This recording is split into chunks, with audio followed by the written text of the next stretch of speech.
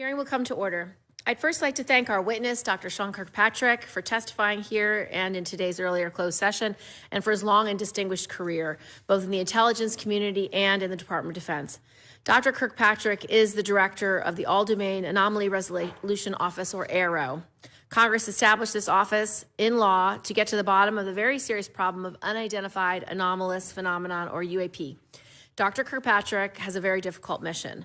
While we have made progress, there remains a stigma attached to these phenomenon. There is a vast and complex citizen engagement, and there's also very challenging scientific and technical hurdles. So we appreciate the willingness of Dr. Kirkpatrick to lean in on this issue and the work that he has accomplished thus far. And we look forward to both his opening statement and his presentation of examples of the work AARO has done. In late 2017, media reports surfaced about activities set in motion by the late long-serving Majority Leader Senator Harry Reid more than a decade ago. We learned that there was strong evidence of advanced technology reflected in the features and performance characteristics of many objects observed by our highly trained service members operating top-of-the-line military equipment. We learned that for at least the past 8 years, military pilots frequently encountered unknown objects in controlled airspace off both the east and west coasts across the continental United States in test and training areas and ranges. We don't know where they come from, who made them, or how they operate. As former Deputy Secretary of Defense David Norquist observed, had any of these objects had the label "Made in China," there would be an uproar in the government and media. There would be no stone unturned and no effort spared to find out what we were dealing with. We can look at the recent incursion of the unidentified PRC high-altitude balloon as an example. But because of the UFO stigma, the response has been irresponsibly anemic and slow. Congress established AARO. We made it clear that we expect vigorous action. We added very substantial initial funding for the office, but despite our best efforts, the President's budget for fiscal years 23 and 24 requested only enough funding to defray the operating expenses of AARO. It included almost no funds to sustain the critical research and development necessary to support a serious investigation. It took a letter to Secretary Austin from Senator Rubio and me and 14 other senators to get the office temporary relief for the current fiscal year. In this hearing, I intend to probe a series of specific issues. In the recent incidents where multiple objects were shot down over North America, it seemed that Pentagon leadership did not turn to AARO office to play a leading role in advising the combatant commander. We need to know whether this will continue. We need to know whether the leadership in DOD will bring AARO into the decision-making process in a visible way. And we need to know what role AARO will play in interagency coordination after the NSC working group disbands. In the fiscal year 2023 National Defense and Intelligence Authorization Acts, Congress established a direct reporting chain from the AARO Director to the Deputy Secretary of Defense. The role of the Office of the Undersecretary of Defense for Intelligence and Security is limited to providing administrative support. We need to know how this direction is being implemented. UAP are frequently observed flying in extremely high or very low speeds and come in various sizes and shapes. During the recent shootdowns over North America, DOD disclosed that filters on radar systems were adjusted to allow for detection and tracking of diverse sets of objects for the first time. While opening the aperture can overload the real-time analytic process, we cannot keep turning a blind eye to surveillance data that is critical to detecting and tracking UAP. We need to know whether Dr. Kirkpatrick can achieve the necessary control over sensor filters and the storage and access to raw surveillance data to find UAP anomalies. Finally, one of the tasks Congress set for AARO is serving as an open door for witnesses of UAP events or participants in government activities related to UAPs to come forward securely and disclose what they know without fear of retribution for any possible violations of previously signed non-disclosure agreements. Congress mandated that AARO set up a publicly discoverable and accessible process for safe disclosure. While we know that AARO has already conducted a significant number of interviews, many referred by Congress, we need to set up a public process and we need to know where that effort stands. With that, I'd like to turn to Senator Ernst for her opening statement. Thank you, Madam Chair, and thank you, Dr. Kirkpatrick, for your testimony today. I'll keep these remarks very brief so that we have maximum time for your briefing. The recent downing of the Chinese surveillance balloon and 3 other objects underscores the need for domain awareness. Adversaries like China and Russia are working to hold U.S. interests, including our homeland, at risk. That's why your testimony is so important. And I so look forward to a progress update on the establishment of your office. As members know, your office evolved from the Navy-led Unidentified Aerial Phenomena Task Force to the All-Domain Anomalous Resolution Office, known as ARROW. Dr. Kirkpatrick, your extensive background in science and technology, research and development, and space makes you well-suited to discuss these emerging challenges. My priority is that we understand the full range of threats posed by our adversaries in all domains. That is what the Joint Force needs to be prepared to fight and win in defense of our nation. This committee needs to know about Chinese or Russian advanced technology programs to exploit our vulnerabilities. And it needs to know whether your office, along with the IC, has detected potential Chinese or Russian capabilities to surveil or attack us. Finally, we need to ensure efficient interagency coordination. Multiple elements of the DOD and IC own a piece of this mission. To add value, ARROW's efforts cannot be redundant with others. Thank you again. We look forward to your testimony. Dr. Kirkpatrick, you can give your testimony. Thank you, Chairwoman Gillibrand, Ranking Member Ernst, distinguished members of the subcommittee. It's a privilege to be here today to testify on the defense's efforts to address unidentified anomalous phenomena. First, I want to thank Congress for its extensive and continued partnership as the department works to better understand and respond to UAP in an effort to minimize technical and intelligence surprise. Unidentified objects in any domain pose potential risks to safety and security, particularly from military personnel and capabilities.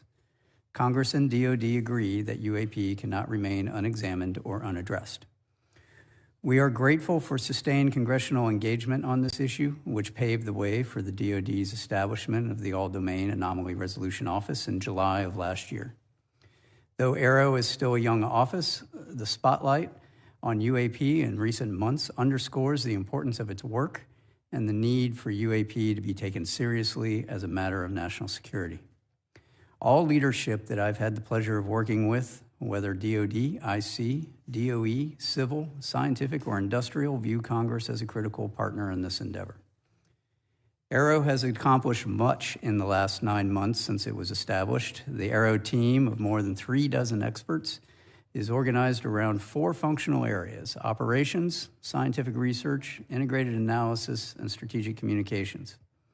In the 9 months since ARROW's establishment, we've taken important steps to involve and improve UAP data collection, standardize the department's UAP internal reporting requirements, and implement a framework for rigorous scientific and intelligence analysis, allowing us to resolve cases in a systematic and prioritized manner. Meanwhile, consistent with legislative direction, ARROW is also carefully reviewing and researching the U.S. government's UAP-related historical record. ARROW is leading a focused effort to better characterize, understand, and attribute UAP, with priority given to UAP reports by DOD and IC personnel in or near areas of national security importance. DOD fully appreciates the eagerness from many quarters, especially here in Congress and in the American public, to quickly resolve every UAP encountered across the globe, from the distant past through today. It's important to note, however, ARROW is the culmination of decades of DOD, intelligence community, and congressionally directed efforts to successfully resolve UAP encountered first and foremost by U.S. military personnel, specifically Navy and Air Force pilots. The law establishing ARROW is ambitious, and it will take time to realize the full mission. We cannot answer decades of questions about UAP all at once, but we must begin somewhere. While I assure you that ARROW will follow scientific evidence wherever it leads, I ask for your patience as DOD first prioritizes the safety and security of our military personnel and installations in all domains. After all, a UAP encountered first by highly capable DOD and IC platforms, featuring the nation's most advanced sensors, are those UAP most likely to be resolved by my office, assuming the data can be collected. If ARROW succeeds in first improving the ability of military personnel to quickly and confidently resolve UAP they encounter, I believe that in time we will have greatly advanced the capability of the entire United States government, including its civilian agencies, to resolve UAP. However, it would be naive to believe that the resolution of all UAP can be solely accomplished by the DOD and IC alone. we will need to prioritize collection and leverage authorities for monitoring all domains within the continental United States.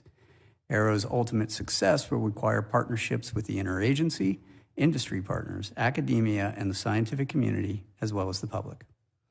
AARO is partnering with the services, intelligence community, DOE, as well as civil partners and across the U.S. government to tap into the resources of the interagency.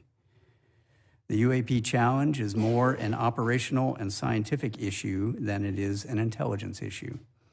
As such, we are working with industry, academia, and the scientific community, which bring their own resources, ideas, and expertise to this challenging problem set.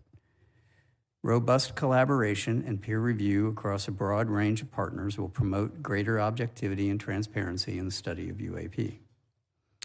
I want to underscore today that only a very small percentage of UAP reports display signatures that could reasonably be described as anomalous.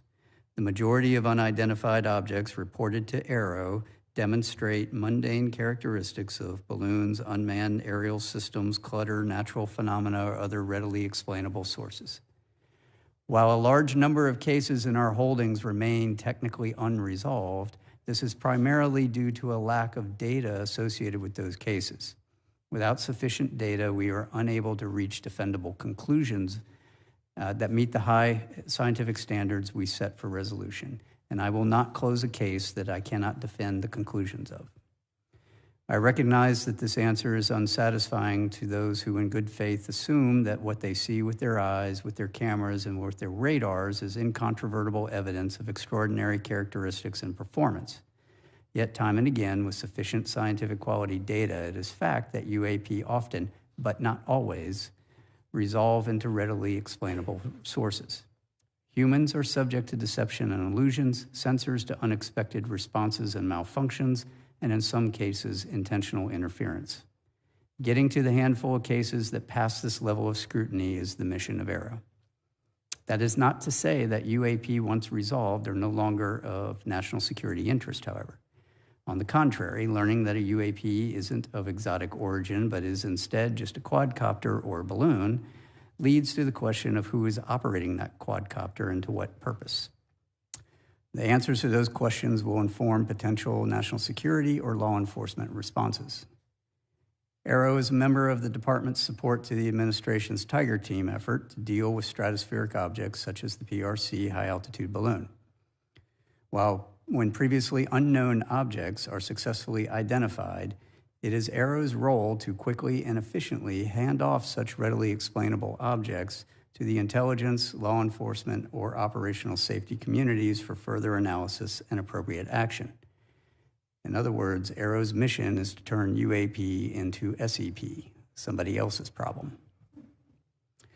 The U.S. government, the DOD and the IC in particular, has tremendous capabilities to deal with those encountered objects. In the wake of the PRC HAB event, the interagency is working to better integrate and share information to address identifiable stratospheric objects, but that is not AARO's lane. Meanwhile, for the few cases in all domains, space, air, and sea, that do demonstrate potentially anomalous characteristics, AARO exists to help the DOD, IC, and interagency resolve those anomalous cases. In doing so, AARO is approaching these cases with the highest level of objectivity and analytic rigor.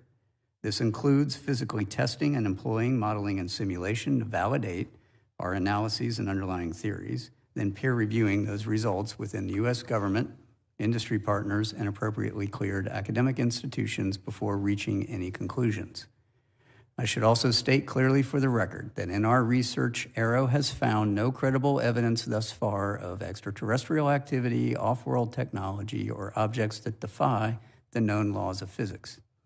In the event sufficient scientific data were ever obtained that a UAP encountered can only be explained by extraterrestrial origin, we are committed to working with our interagency partners at NASA to appropriately inform U.S. government's leadership of its findings. For those few cases that have leaked to the public previously and subsequently commented on by the U.S. government, I encourage those who hold alternative theories or views to submit your research to credible peer-reviewed scientific journals. AARO is working very hard to do the same. That is how science works, not by blog or social media. We know that there is tremendous public interest in UAP and a desire for answers from Arrow. By its very nature, the UAP challenge has for decades lent itself to mystery, sensationalism, and even conspiracy. For that reason, Arrow remains committed to transparency, accountability, and to sharing as much with the American public as we can, consistent with our obligation to protect not only intelligence sources and methods, but U.S. and allied capabilities. However, Arrow's work will take time if we are committed to do it right. It means adhering to the scientific method and the highest standards of research integrity. It means being methodical and scrupulous. It means withholding judgment in favor of evidence. It means following the data where it leads, wherever it leads. It means establishing scientific peer-reviewed theoretical underpinnings of observed data. And Arrow is committed to all of those standards. I'm proud of Arrow's progress over the last 9 months. Much remains to be done, but the hard work is underway.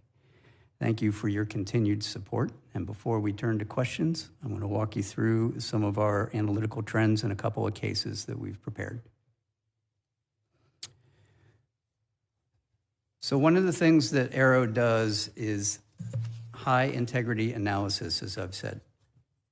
This chart represents the trend analysis of all the cases in Arrow's holdings right to date.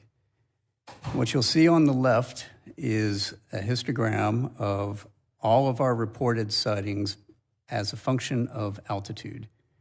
So most of our sightings occur in the 15 to 25,000 foot range, and that is ultimately because that's where a lot of our aircraft are. On the far right upper corner, you'll see a breakout of the morphologies of all of the UAP that are reported. Over half, about 52% of what's been reported to us are round orb spheres. The rest of those break out into all kinds of different other shapes. The gray box is essentially there's no data on what its shape is. Either it wasn't reported or the sensor did not collect it. The bottom map is a heat map of all reporting areas across the globe that we have available to us. What you'll notice is that there is a heavy, what we call collection bias, both in altitude and in geographic location. That's where all of our sensors exist. That's where our training ranges are, that's where our operational ranges are, that's where all of our platforms are. In the middle, what we have done is reduce the most typically reported UAP characteristics to these fields, mostly round, mostly 1 to 4 meters, white, silver, translucent, metallic, 10,000 to 30,000 feet, with apparent velocities from stationary to Mach 2. No thermal exhausts usually detected. We get intermittent radar returns, we get intermittent radio returns, and we get intermittent thermal signatures. That's what we're looking for and trying to understand what that is. Next slide. So I'm going to walk you through 2 cases that we've declassified recently. This first one is an MQ-9 in the Middle East, observing that blow up, which is an apparent spherical object via EO sensors. Those are not IR.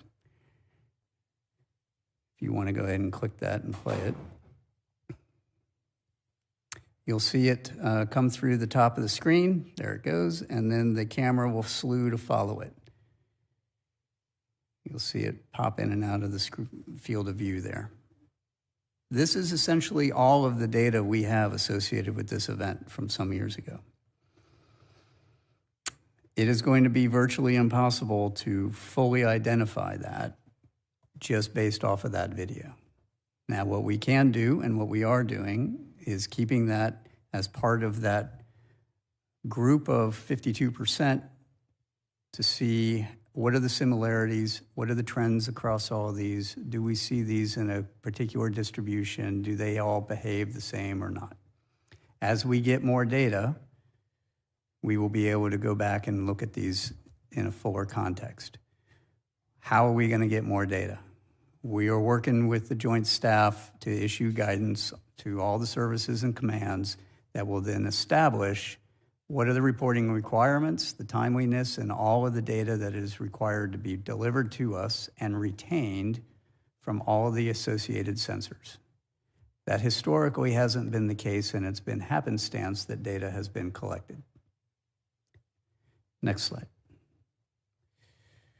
This particular event, South Asia MQ-9, looking at another MQ-9, and what's highlighted there in that red circle is an object that flies through the screen. Unlike the previous one, this one actually shows some really interesting things that everyone thought was truly anomalous to start with. First of all, it's a high-speed object that's flying in the field of regard of 2 MQ-9s. Second, it appears to have this trail behind it, all right, which at first blush you would think that looks like a propulsion trail. In reality, if you want to play the first slide, we'll show you what that looks like in real time, our first video. So we're looking at that. There it goes. Why don't you play it again and then pause it halfway through? Right there. All right, if you might be able to see that trail there behind it. That's actually not a real trail. That is a sensor artifact. Each one of those little blobs is actually a representation of the object as it's moving through. And later in the video, as the camera slews, that trail actually follows the direction of the camera, not the direction of the object. We pulled these apart frame by frame. We were able to demonstrate that that is essentially a readout overlap of the image. It's a shadow image, right? It's not real. Further, if you later follow this all the way to end, it starts to resolve itself into that blob that's in that picture in the top left, right? And if you squint, it looks like an aircraft because it actually turns out to be an aircraft. Go ahead and put that on. So you'll see the tail sort of pop out there. And so what you're looking at is, this is in the infrared, this is the heat signature off of the engines of a commuter aircraft that happened to be flying in the vicinity of where those 2 MQ-9s were at. Why am I showing you this? So the first one that I showed you, we don't have resolved yet, right? That is an unresolved case we are still studying. This one we can resolve. But this is the kind of data that we have to work with and the type of analysis that we have to do, which can be quite extensive when you have to pull these apart frame by frame. Further, we're now matching all of this with the models of all of those imaging sensors so that I can say, I can recreate this. I can actually show how the sensor is going to respond. All of these sensors don't necessarily respond the way you think they do, especially out in the world and in the field. And I believe that's all I have, and I will open it up for your questions. Thank you so much, Dr. Kirkpatrick. Can you just give us some raw numbers of how many UAPs you've analyzed, how many have been resolved, and sort of in what buckets, and then how many are still left to be resolved? Just an update from your January public report where it was 366 or something, and about 150 were balloons and about 24 were drones. You know, just give us an update if you have one. Sure. So as of this week, we are tracking over a total of 650 cases. Now, the report in January basically said about half of the ones at that time, about 150, were likely balloon-like or something like that. Mm-hmm. That doesn't mean they're resolved. Oh, I see. Okay, so let me walk everyone through what our analytic process looks like. We have essentially a 5-step process, right? So we get our cases in with all the data. We create a case for that event. My team does a preliminary scrub of all of those cases as they come in, just to sort out, do we have any information that says this is in one of those likely categories? It's likely a balloon, it's likely a bird, it's likely some other object. or we don't know. Then we prioritize those based off of where they are. Are they attached to a national security area? Does it show some anomalous phenomenology that is of interest? If it's just a spherical thing that's floating around with the wind and it has no payload on it, that's going to be less important than something that has a payload on it, which will be less important than something that's maneuvering, right? So there's sort of a hierarchy of just binning the priorities because we can't do all of them at once. Once we do that and we prioritize them, when we take that package of data in that case, and I have set up two teams, think of this as a red team, blue team, or a competitive analysis. I have an intelligence community team made up of intelligence analysts, and I have an S&T team made up of scientists and engineers and the people that actually build a lot of these sensors, or physicists, because if you're a physicist, you can do anything, right? But they're not associated with the intel community. They're not intel officers. So they look at this through the lens of the sensor, of what the data says. We give that package to both teams. The intelligence community is going to look at it through the lens of the intelligence record and what they assess, and their intel tradecraft, which they have very specific rules and regulations on how they do that. Scientific community, technical community is going to look at it through the lens of what is the data telling me? What is the sensor doing? What would I expect a sensor response to be? And back that out. Those two groups give us their answers. We then adjudicate. If they agree, then I am more likely to close that case if they agree on what it is. If they disagree, we will have an adjudication. We'll bring them together. We'll take a look at the differences. We'll adjudicate why do you say one thing and you say another. We will then come to a case recommendation. That'll get written up by my team. That then goes to a senior technical advisory group, which is outside of all of those people, made up of senior technical folks and intel analysts and operators from retired out of the community. And they essentially peer review what that case recommendation is. They write their recommendations. That comes back to me. I review it. We make a determination, and I'll sign off one way or the other. And then that will go out as the case determination. Once we have an approved web portal to hang the unclassified stuff, we will downgrade and declassify things and put it out there. In the meantime, we're putting a lot of these on our classified web portal, where we can then collaborate with the rest of the community so they can see what's going on. That's, in a nutshell, that is the process, right? So because of that, that takes time. So of those over 650, we've prioritized about half of them to be of anomalous, interesting value. And now we have to go through those and go, how much do I have actual data for? Because if all I have is a operator report that says I saw X, Y, or Z, my assessment is A, B, or C, that's not really sufficient. That's a good place to start, but I have to have data. I have to have radar data, I have to have EO data, I have to have thermal data, I have to have overhead data, and we need to look at all that. Now, from a big picture perspective, I still have, that's all still very valuable data.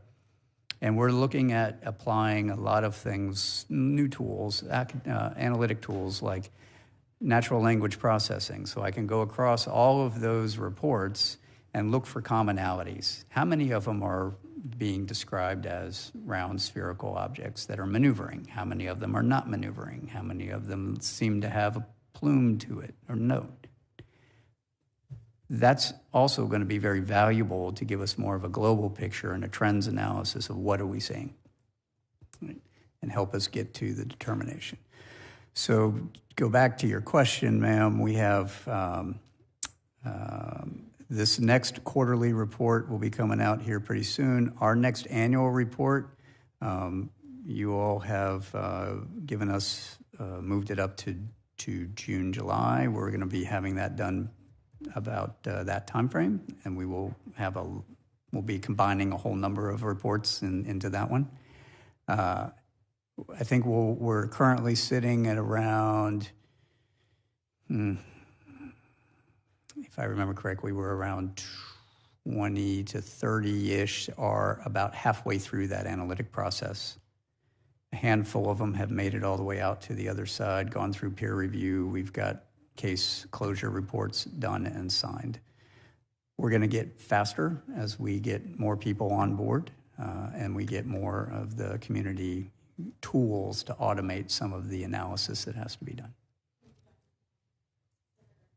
Yeah, thank you, Madam Chair. And Dr. Kirkpatrick, the ODNI annual threat assessment states that China's space activities are designed to erode U.S. influence across military, technological, economic, and diplomatic spheres. Likewise, Russia will remain a key space competitor. In the course of your work, have you become aware of any Chinese or Russia technical advancements to surveil or attack U.S. interests? So that's a great question.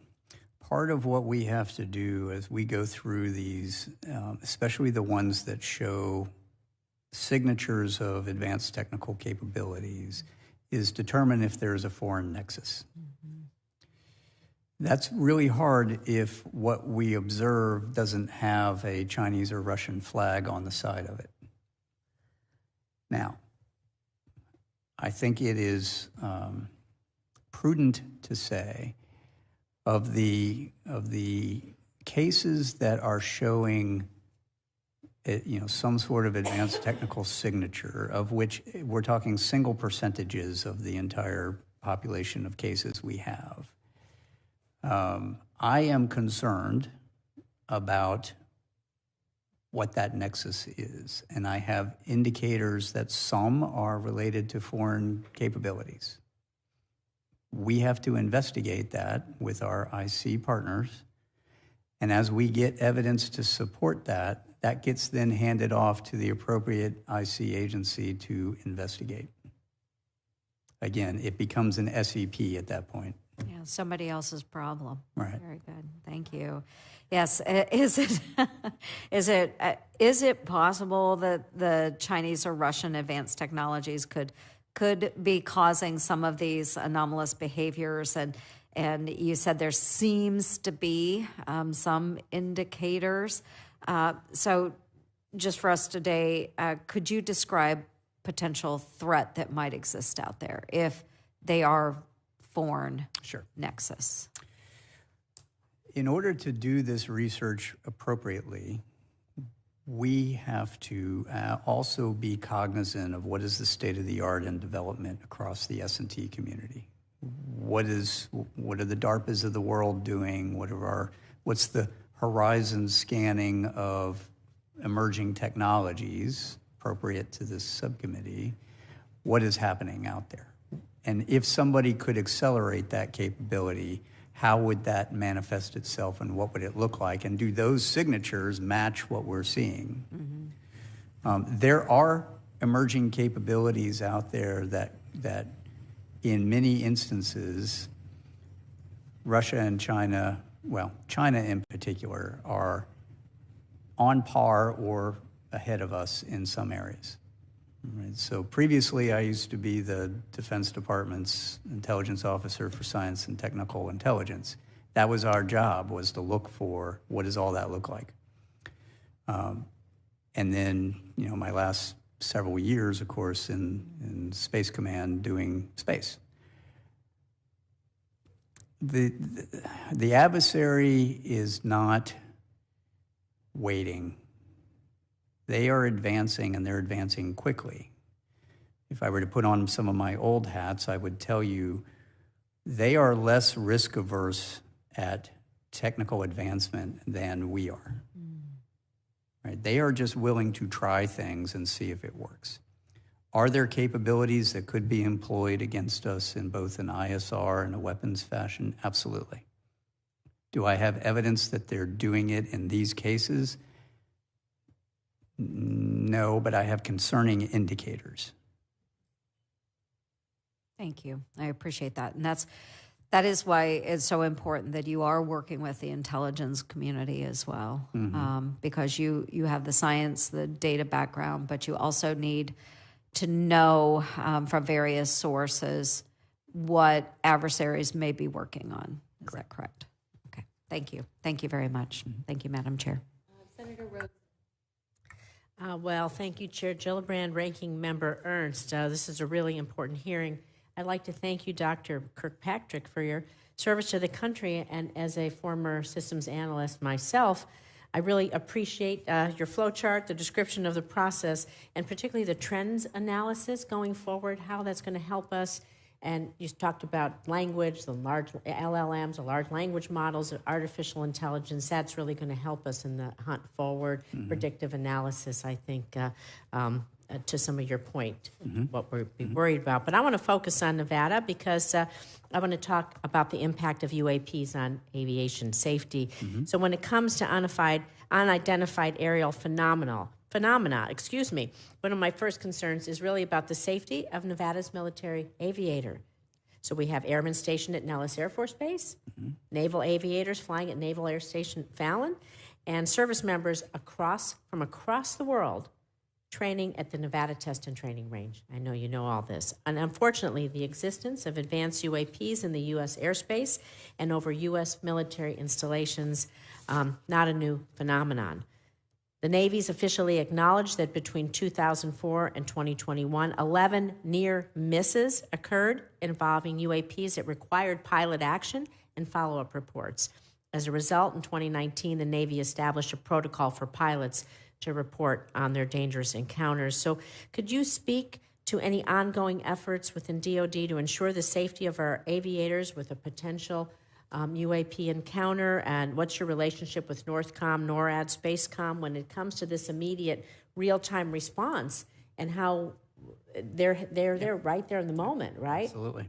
That's a great question. So let me start with, my relationship with the commands are very good. I just came back from sitting down with General Van Herk and all the J staff out at Northcom a couple weeks ago, talking through exactly what we need to do to help them get their arms around this.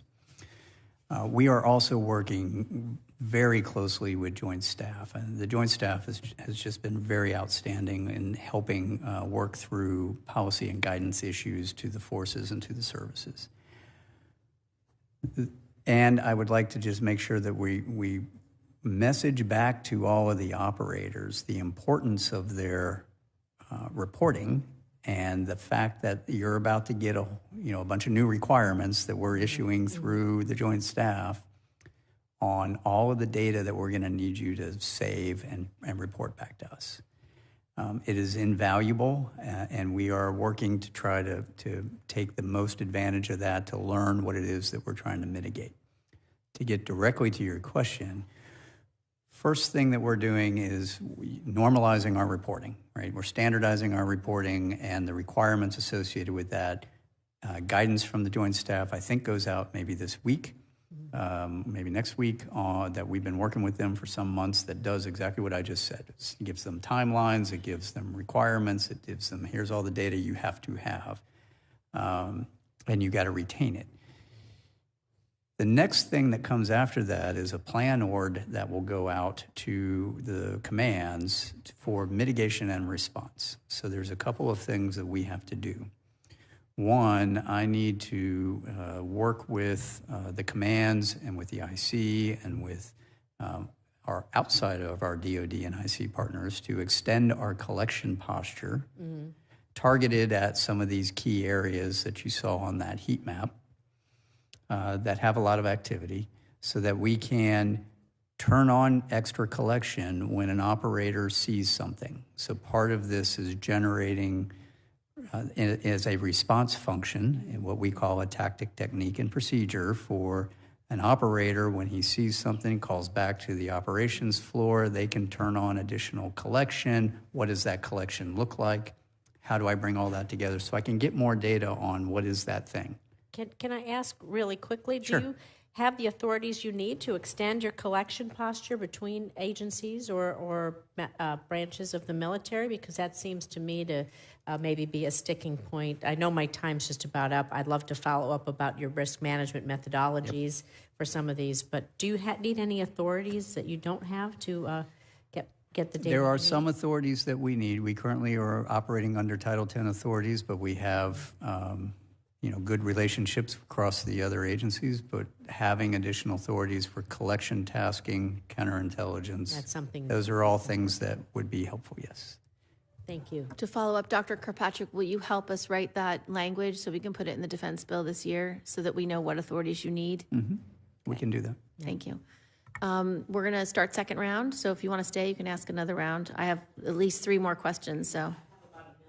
Do you want to go right now, so in case you have to leave? Oh, I could. I do. Yeah, go ahead. If you would do that, that would be great. I'm going to stay on the drones issue because obviously we also have Creech Air Force Base. We talked about those Reapers.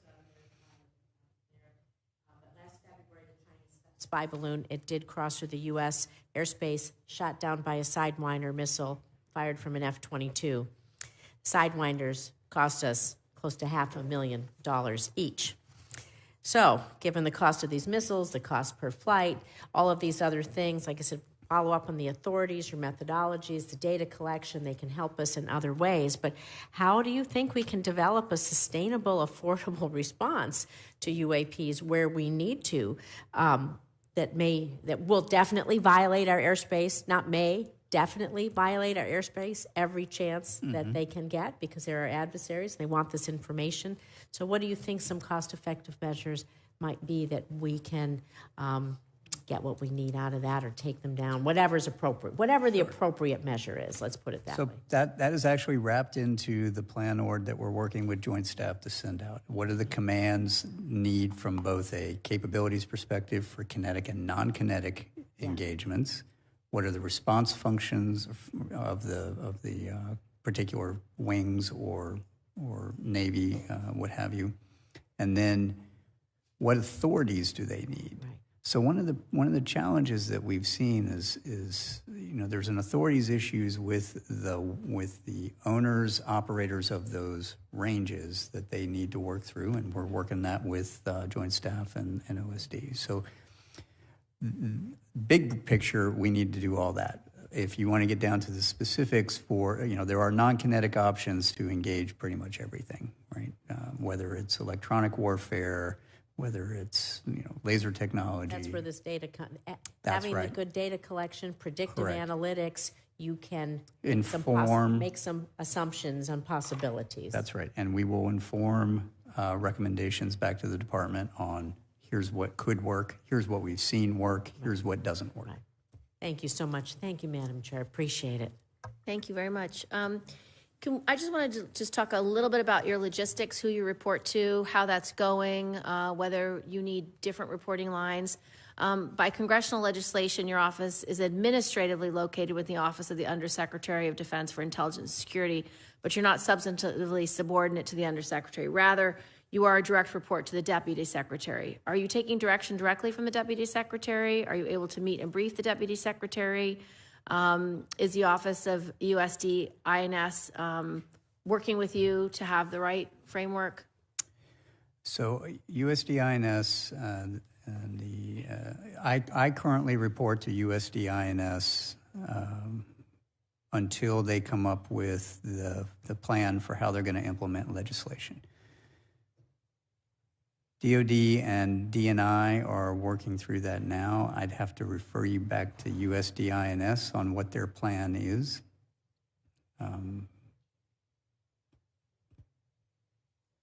Do I need to update your reporting structure in the next defense bill, or is this something that you think will work its way out, or does it need further clarity? I think they're planning on coming back to you with an answer on what that plan is, and I think at that time that will inform what you want to do. Okay, thank you. As you know, Dr. Kirkpatrick, Congress has mandated that your office establish a discoverable and accessible electronic method for potential witnesses of UAP incidents and potential participants in government UAP-related activities to contact your office and tell their stories. Congress also set up a process whereby people subject to non-disclosure agreements, preventing them from disclosing what they may have witnessed or participated in, could tell you what they know without risk of retribution from or violation of their NDAs. Have you submitted a public-facing website product for approval to your superiors, and how long has it been under review? I have. We submitted the first version of that before Christmas. And do you have an estimate from them when they will respond or when you'll have feedback on that? No, I don't. Okay. We will author a letter asking for that timely response to your superiors. When do you expect that you will establish a public-facing discoverable and access portal for people to use to contact your office as the law requires? So I would like to first say thank you all very much for referring the witnesses that you have thus far to us. I appreciate that. We've brought in nearly 24 so far. It's been very helpful. I'd ask that you continue to do that until we have an approved plan. Mm-hmm. We have a multi-phased approach for doing that we've been socializing and have submitted for approval sometime. Mm-hmm. Once that happens, then we should be able to push all that out and get this a little more automated. Great. What I would ask, though, is as you all continue to refer to us and refer witnesses to us, I'd appreciate if you do that. Please try to prioritize the ones that you want to do, because we do have a small research staff dealing with that. Thank you. And then do you have any plans for public engagement that you want to share now that you think it's important that the public knows what the plan is? So we have a number of public engagement recommendations according to our strategic plan. All of those have been submitted for approval. They have to be approved by USDINS. We are waiting for approval to go do that. Okay, I will follow up on that. And then my last question is about the integration of departments' UAP operations, research analysis, and strategic communications. During the recent UAP incidents over North America, it didn't appear that you were allowed to play that role. Do you agree that the public perception is generally that you and your office did not appear to play a major role in the department's response to the detection of objects over North America? What can you tell us that's going on behind the scenes from your perspective? And in the after-action assessment process, is there awareness that there is a need to operate differently in the future and a commitment to doing so? When the objects were first detected, I got called by Joint Staff Leadership to come in late one night to review events as they were unfolding and to give them an assessment based on what we knew at that time.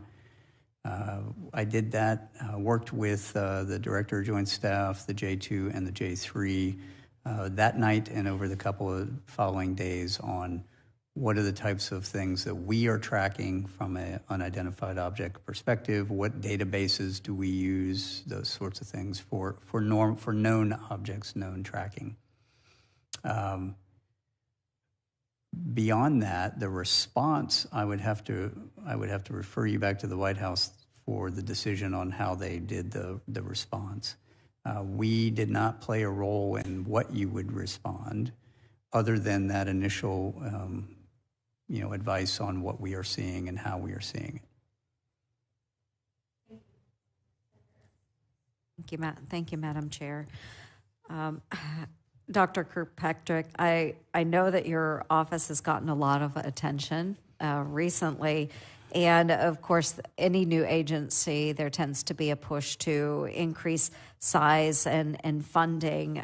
We want to make sure that you're able to meet your goals, but what I also need to ensure is that we're not duplicating or replicating existing functions and creating redundancy within DOD and the interagency. So what steps are you taking right now to make sure that your particular office and function is unique to any of the other agencies that might be involved in these types of cases? Yeah, that's a great question. So I would like to lay down, here's what am I, sort of my mission and my goal and my vision here. So the vision is at some point in the future, you should not need an arrow.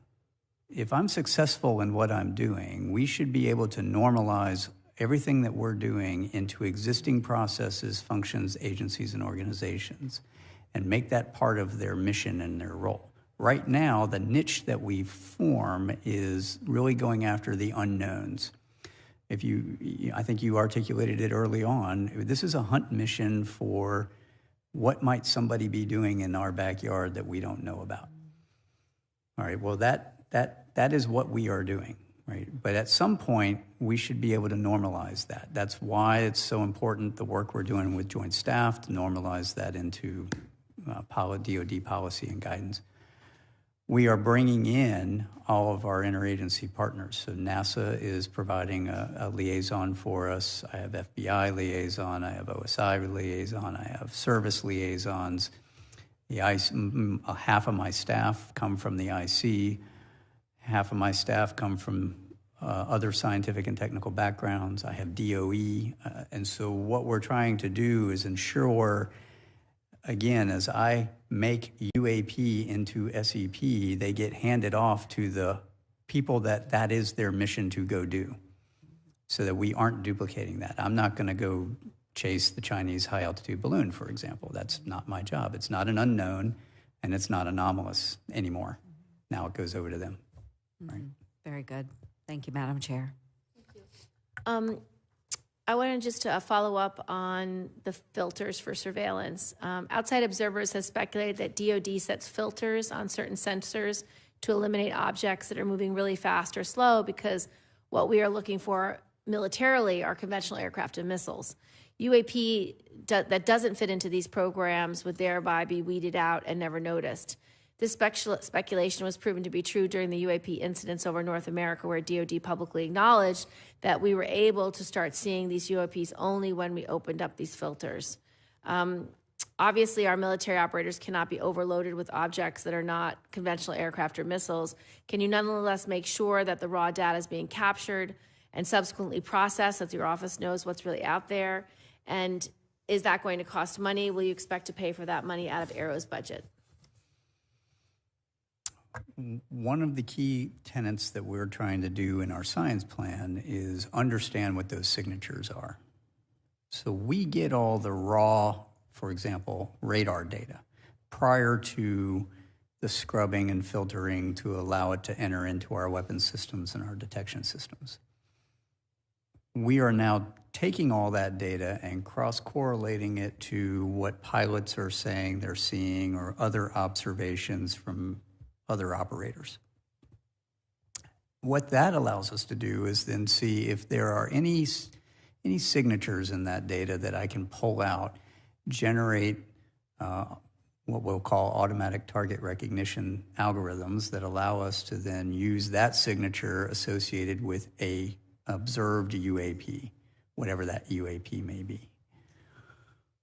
We will then make those recommendations of what those changes should be back to the department. So the Deputy Secretary had asked me last October to make those recommendations. What changes do we need to make to radars, to platforms, to detection systems and algorithms, to pull on those algorithms and make those changes?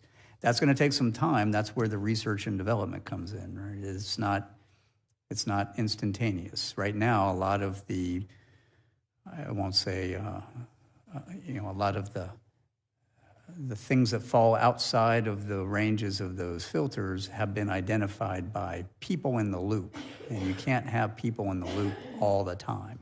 It's just not cost effective. So part of our budget is working through what does that look like, and then making those recommendations back to the big program offices for them to put into changes in acquisition. My last question is about the academic community. Can you give us an update on sort of how you collaborate with the academic community and whether how the independent study being done by NASA complements ARRO's work? Sure. Two questions, so I'm going to try to make it quick. In 1979, Carl Sagan said, extraordinary claims require extraordinary evidence. I would go one step further, and I would say extraordinary claims require not only extraordinary evidence, but extraordinary science. And so how do you do that? You do that with the scientific method, right? And so as ARRO is developing and implementing its science plan, it has to do so grounded in a solid foundation of scientific theory across the entire range of hypotheses that have been presented for what UAP are. That range spans adversary breakthrough technology on one hand, known objects and phenomena in the middle, all the way to the extreme theories of extraterrestrials. All of that has physics-based signatures associated with it, whether it's theoretical from the academic community, known from things like hypersonic weapons, or adversary breakthrough technologies, as we've talked about before, or the known objects that we have to go measure. The idea is across that entire range, you have to come up with peer-reviewed scientific basis for all of it. The academic community plays a very big role on the one end of the spectrum, the intelligence community on the other end of the spectrum, and then measurement in the middle. Once I have those signatures identified in validated, peer-reviewed documents, then I have something to point to for all that data. Because all that data is going to match one of those signatures, right? And then I can go, well, it's that and not that, or it's that. And that helps us go through all that. Where NASA comes in and the study that they're doing, which I'm supporting, is really looking at the unclassified data sources that might be used to augment our classified data sources to understand if there's a signature there we can pull on. So very similar to the radars, but civil capabilities. So for example, we have a lot of climate science satellites, for example, that look at Earth. Lots of them. How many of those is the data valuable in seeing these kinds of objects? The challenge in that is those platforms don't necessarily have the resolution you need. So if you remember the slide I put up there with the trends, the size of the objects we're looking for are typically reported to be 1 to 4 meters. Well, the resolution of many of the climate science civil satellites is much larger than that, which means you'd have a hard time picking out something that's smaller than a pixel on the imagery on the data. That's not to say all of it's not useful, and there are ways of pulling through that data and going through. That is what NASA is focused on right now. So what are some other data sources that could be used? In addition, things like open source and crowdsourcing of data. We're exploring public-private partnerships, ma'am, as you know, we've talked about in the past, to look at, is there a way to smartly crowdsource additional data that might be useful to augment some of my classified sources? And what does that look like? And how would we do it so that we're not overwhelmed by, everybody who wants to take a picture of everything? Is there anything else you'd like to tell the committee before we close? Or do you have another round? Yeah. Do you have anything else you'd like to tell the committee before we close? Thank you very much for allowing us to come and share a little bit of insight into what ARRO is up to and what we're doing. I hope to be able to share a whole lot more in the future. We have a lot of work to do, so if you don't hear from me outside, it's because we've got a lot of work to do. Well, thank you so much, Dr. Kirkpatrick. Thank you for the hearing. Thank you.